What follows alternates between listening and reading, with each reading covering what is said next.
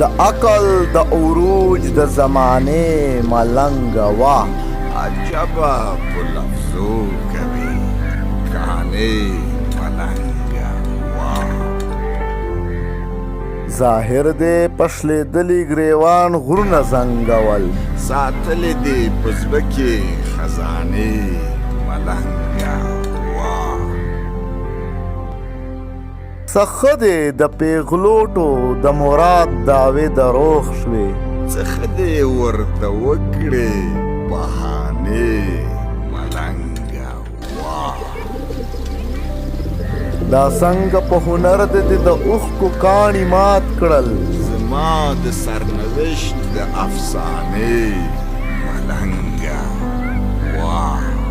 راوړې دې د کومې خاپیرۍ د غیږ خمار چې له تند نه دې مړې کړې میخانې ملنګه